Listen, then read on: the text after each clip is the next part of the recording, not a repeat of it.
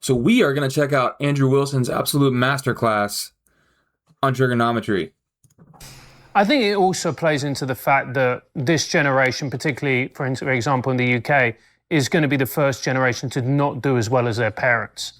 And the things that they were promised, you go to college, you get a good job, you're going to be able to have a house, a family. For a lot of these people, they come out and they've graduated college, they're in enormous amounts of debt, and they're looking and they're seeing, well, the life that my parents had, I am not going to have. And I think there's a great deal of anger, resentment and frustration because of that. And I think people reach for an ideology such as communism in the desperate hope that it's going to somehow make everything better. I don't agree with it, but I think that's the argument. Well, I think it's more complex than that. So maybe we're having this conversation the wrong way around. Why do you think there's been a rise of radical leftism and particularly the appeal of communism now, as you do see with some young audience fans? Because of the moral loading of the term Nazi, fascist, and other things like this. It's pure panic mongering. The idea is that you need to move towards this shielding ideology because the Nazis are coming, the stormtroopers are coming. Oh, so you mean like since 2016, basically? I mean, they did it before as well, but the far left has been calling the right Nazis, and you think people are going for communism because it's the ideology that can protect you against that? That's communism, socialism. These are so it's a winner takes all. Like I said, it's a race to power for which ideology gets power. Is it going to be the Christian nationalists? Is it going to be the socialists? Is it going to be guys in New York like Mamdi or Mamadi? What is his name? Mamdani. Yeah. It's communist Mamdani. Yeah. Who gets it? Which ideology gets it? I mean, right now, the ideology which has been kind of traditionally getting it is the status quo ideology. Well, that's changing. That's been changing since Trump. Like, I don't know who our future presidents are going to be, but they're not going to have the same ideologies that they held for the last 40 or 50 years. That's not where we're heading. So which ideology gets it? But that doesn't, I mean, I agree with what you're saying, except the one thing we started this with, which is the appeal of communism is to push back against the Nazis, right? But why wouldn't you just, I don't know, why wouldn't it just the ideology be like we're against Nazism or we're for liberal democracy? But that's exactly how it's pushed. What do the Antifa, anti-fascist people in both our nations say? They say just that. This is about our republic. But this is about our democracy. Yes, they are. Right. But this is about our democracy. This is about our freedom of speech, our freedom of assembly. This is about stopping Nazis and stopping fascists and stopping or allowing for due process. They literally market it the exact way you just said. So when you say, why don't they say that we're just anti-Nazi and pro-democracy or pro-republicanism? Well, that's exactly how they market it. No, because I guess the reason I'm saying is, like, I would say I am anti-Nazi and pro-democracy, right?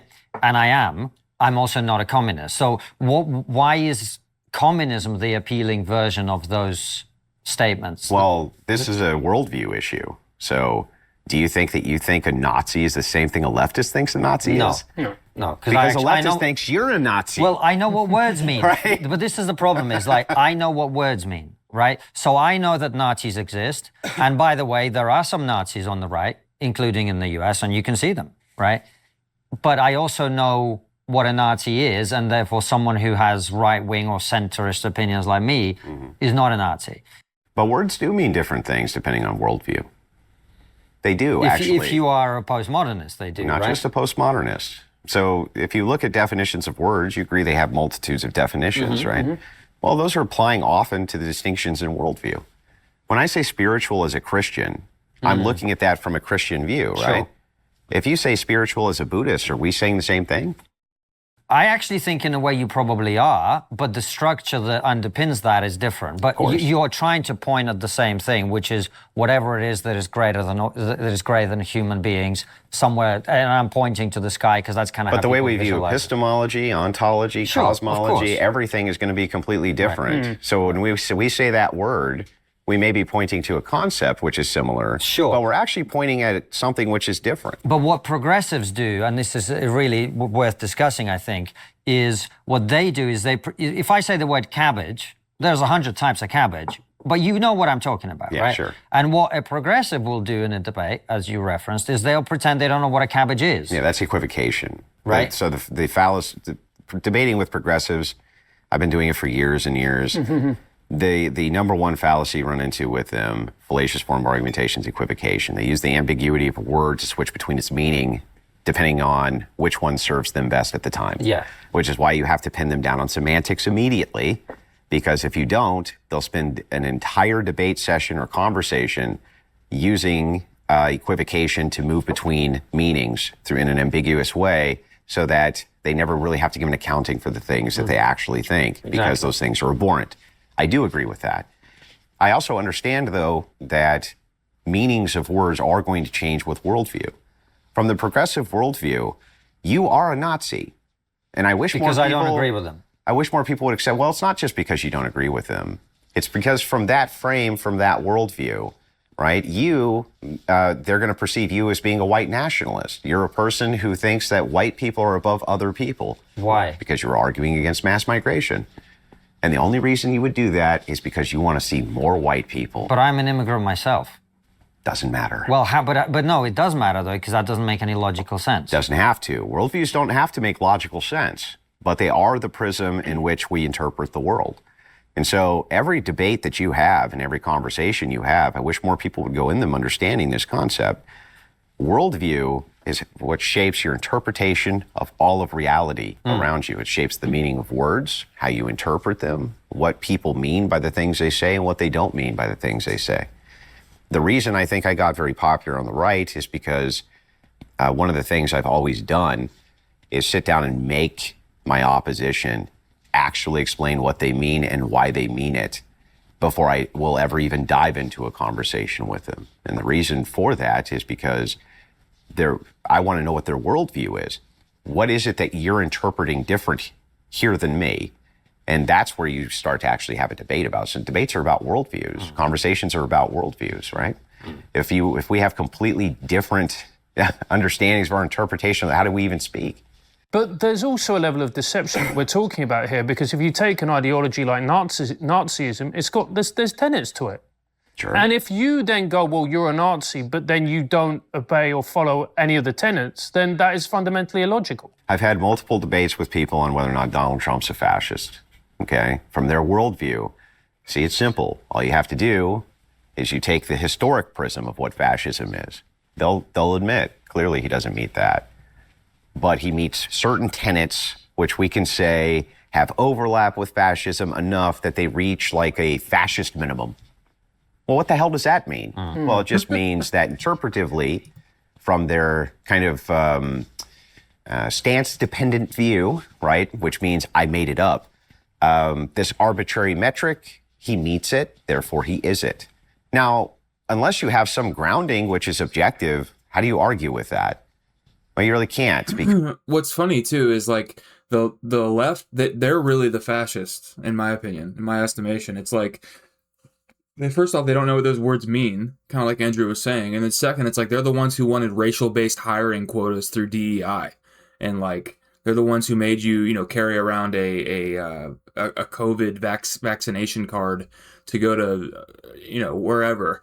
The very thing that they say they're fighting, they in fact are. That's the that's the ultimate problem here, if you ask me. Because what most political debating is it's taking a fact and then it's arguing about your feelings over that fact. That's 90% of what a political debate is. Here's a fact, and now let's argue our vibes. So unless there's some objective grounding that you have to tell them that they're wrong, right? It's actually very difficult to get the upper hand in a vibes debate, isn't it? So you really have to bring it back to not just facts, but foundation. They don't have any. This is why I hate them, because they're morally corrupt, ambiguous, no morality having scumbags. And that's what they want to do. They want to take a fact and then argue their vibes about the fact. But when you get to their foundations, what is their foundation? They don't have any. Their entire foundation is there are no moral facts. So that's the case. How can you do anything immoral if there's no moral facts? How? You can't. You can't ever do anything immoral if you don't believe there's no moral facts. Well, but they believe that we are with all our different perspectives, because we have different perspectives on things, you and I, certainly.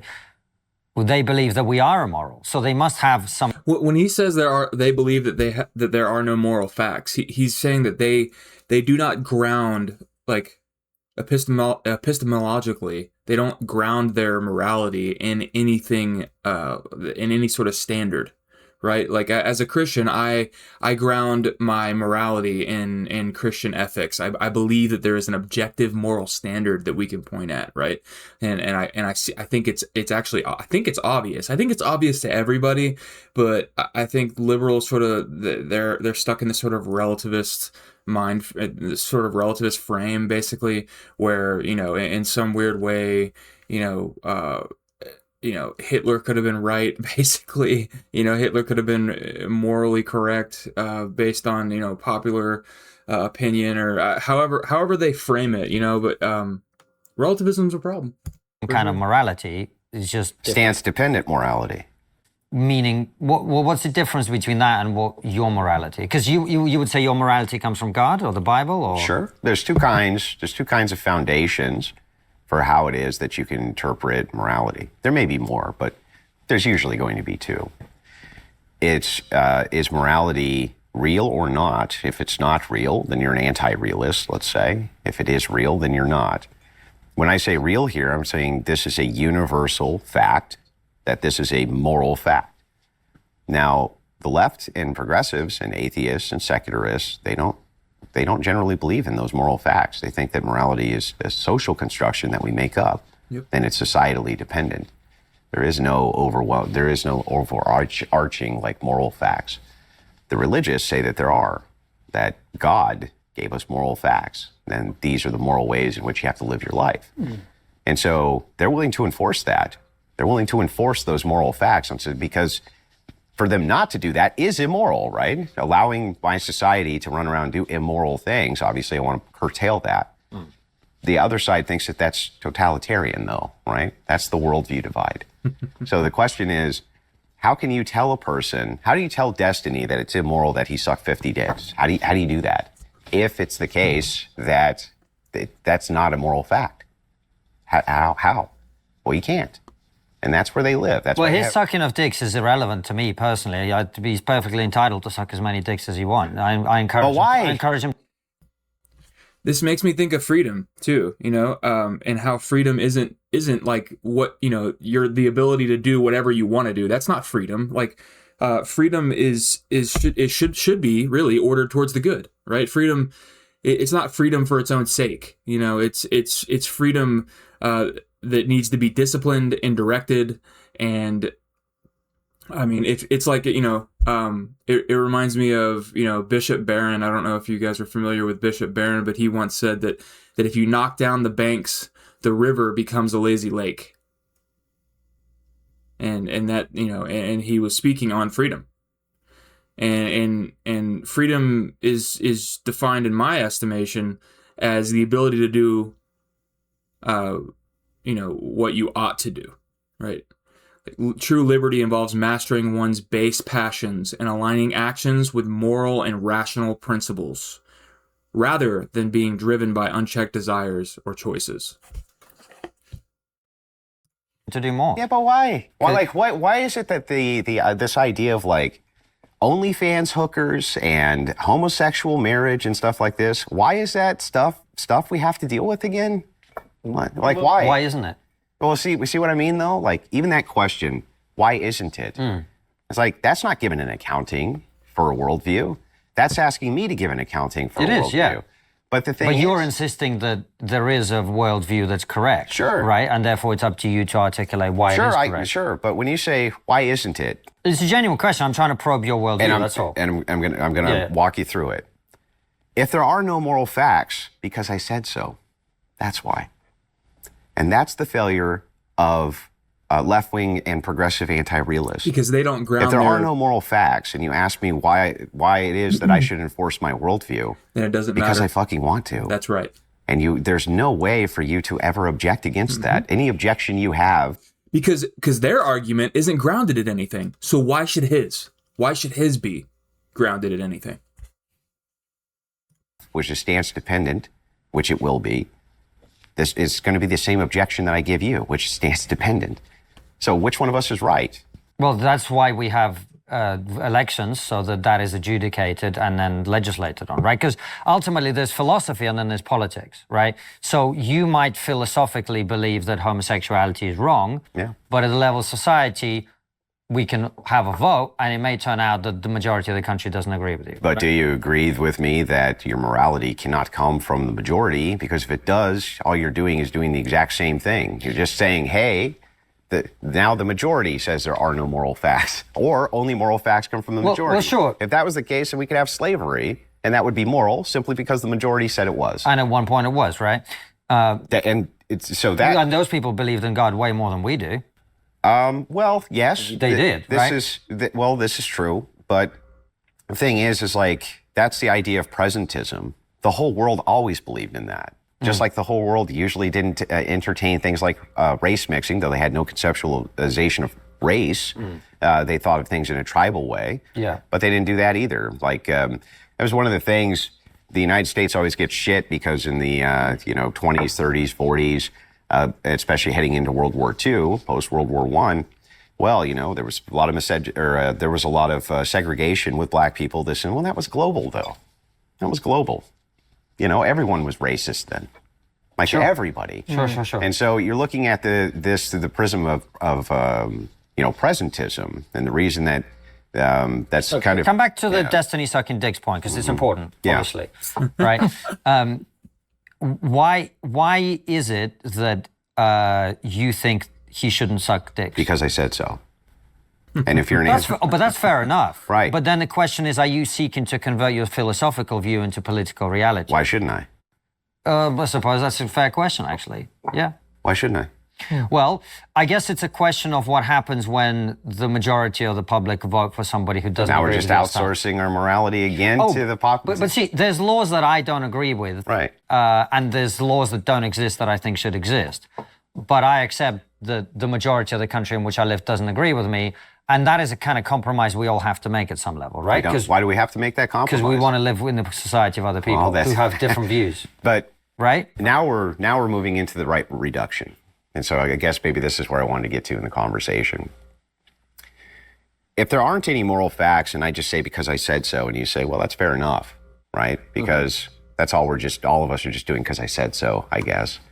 All of us are entitled to a view. Yeah, I don't want democracy because I said so. I want fascism because I said so. I want a new Hitler because I said so, right? Let's say that. If you can't point at that and say that that's wrong, right? There's some objective appeal to a standard for why that's really immoral and you shouldn't do it. Bingo. Then what happens is erosion. And the reason that erosion happens is because everything becomes permitted. If you can't point to those things and say that they're wrong, and they're wrong in any way, right? And they're always going to be wrong, then what are we doing? So, an example of this, I was told with gay marriage that it's no big deal. It's just like heterosexual people getting married. Well, okay, what's the argument against 3 men or 4 men getting married and then adopting a child? There really isn't one. You can't really be consistent and be against that. Like, where's the consistency issue? You can say, well, it's the outcomes. It's like, well, can you prove the outcomes will always be bad? No? Or can you prove that if there's 2 straight people who are heterosexuals who are from vastly different backgrounds, they could have really bad outcomes statistically too. We wouldn't prevent them from having a kid.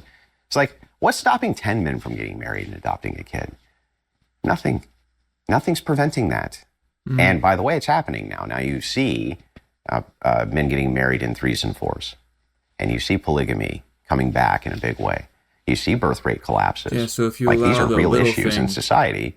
And they I mean, in fairness, I don't think birth rate collapses to do with 10 men getting It's a married to each reflection other, of- right? No, it has to do, but it has to do with another issue, which is women. If you want to get women pregnant, you have a small window, and it's best to do it in their 20s.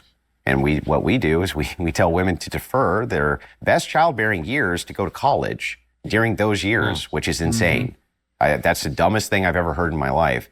I don't know why you would take the opposite sex who has the most limited window for childbirth for healthy babies and tell them to squander all of that. Especially because they end up at college running, the cock carousel often and things like this. And it's like, it's just not good for society. But kind of back to what I was saying, when we're getting to the idea of moral facts, this erosion always begins with the idea of, well, you can't really make a case. Like, I don't believe in your stupid objective morals. I don't believe in any of this. And so you can't really tell me that being a hooker's wrong. You can't really tell me doing this is wrong. You can't really tell me doing that is wrong. And so if you come to me and you say gays should be allowed to get married, and I just ask you back, why can't 3 of them get married? I don't have one. Yeah, exactly. So what's preventing it? Nothing. And so then it just you see society become more and more and more absurd over time. Why is it important? What happens when 3 gays get married? Well, individually, perhaps nothing, right? Like on an isolated, what happens when 1 Muslim gets imported to the UK? Nothing. Yeah, exactly. Well, it depends what he does, but yeah. Exactly. But now what happens when 50,000 of them get imported to the UK? Well, now something. And it's the same thing when it comes to the importance of moral character inside of a nation is the exact same way. Mm-hmm. Well, what happens, it doesn't matter. To clarify for me, Andrew, so when you have, we have, I think, 4 million Muslims in the UK. Overwhelming majority are perfectly good people. But when you have a large Muslim population, what we've discovered is you have a smaller percentage of extremists and Islamists, right? What happens when gays get married? What is the Islamist version of homosexuality? Yeah, so what happens is, if you're going to say 3 men can get married, then you need to be able to say 1 man can marry 3 women. Why?